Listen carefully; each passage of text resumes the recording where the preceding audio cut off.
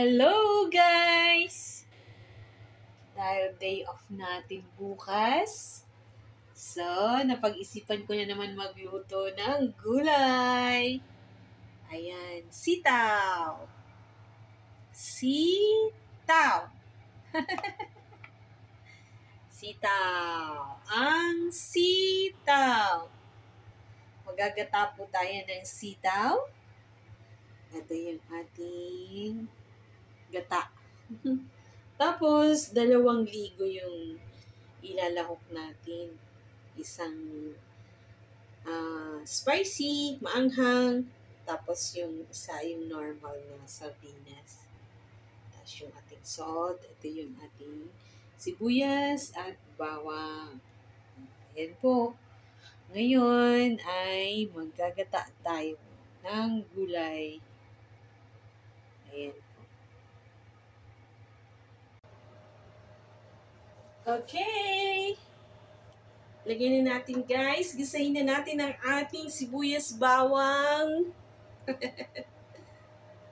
Ay, mag-gisa-gisa tayo.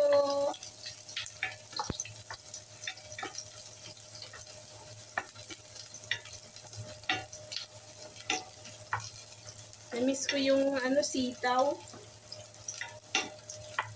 Gusto ko to yung sitaw. Tapos nilalagyan ng sardinas.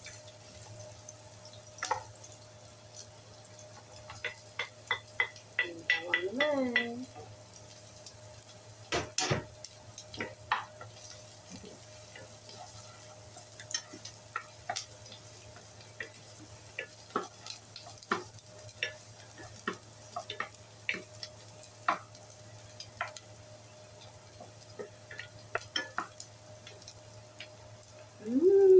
Smells good.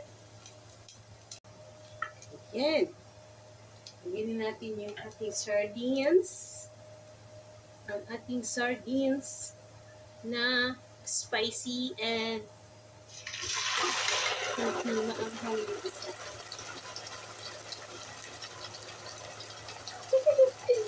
Dalawang sardinas. Sarap yan. Daming lahok natin ng sardinas, no?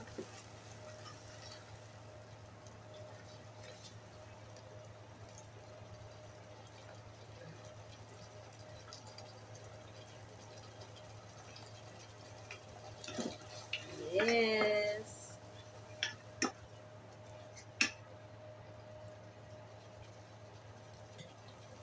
Lagyan natin ng asin, ng konti lang.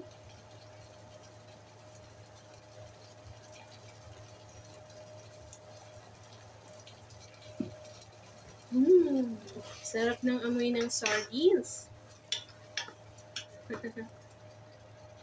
Dami, no? Lagyan na natin ang ating sitaw. Doon ko to binili sa sa Farm Fresh. Siyempre, laging fresh ang mga vegetables nila doon. Saka fruits. Doon ako bumibili ng fruits and vegetables. Mura pa. Ang daming buto ng sitaw. Ang tawag sa amin nito guys sa Bicol ay balatong. Okay. Sarap to. Balatong. Masarap din tong ginisa lang. Lalagyan mo ng kamatis. Ginisa sa kamatis. Kaya lang ako gusto kong may gata. Tapos sardinas yung lahok. Yummy!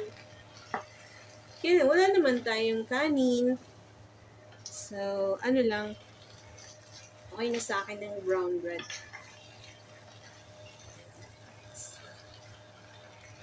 Lagyan na natin si gata. Madalian lang to.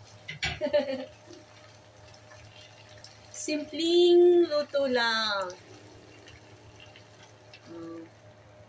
Ang ating gata.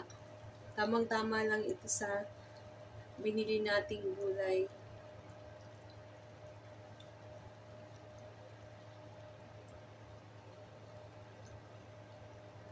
Wala kasi dito yung pipigain mo pa yung ano, no? Yung bagong kudkud sa Bicol. Kudkud, kinudkud na niyog. Meron din yata nun sa, sa Lulu. Kaya lang, mas okay na yung ano lang, nasa lata. Para ibubuhos mo na lang yun. O, di ba? Ang bilis lang. Tapos hintayin lang natin siyang kumulo. Tapos na yung ating luto ng ginataang balatong. Bicol yun. Ginataang balatong. Hindi ko na siya lalagyan ng black pepper kasi maanghang na yung sardines. Baka sobrang anghang na ng sardinas. Hindi na natin masyadong makain yun pag maanghang.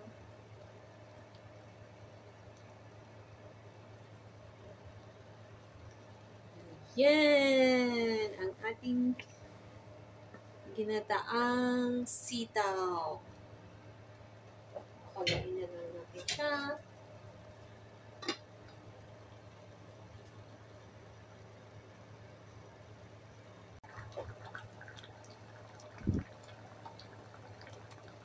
Ayan, nakulo na guys. Malapit na siyang maluto ang ating ginataang sitaw.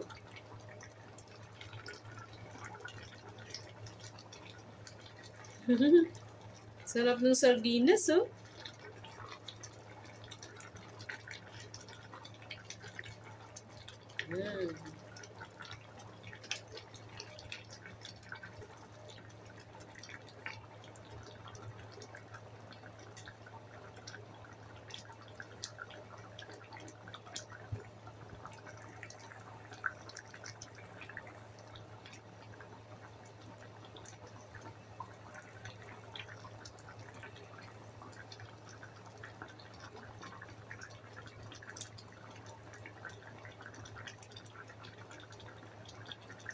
Moist-moist pa yung ating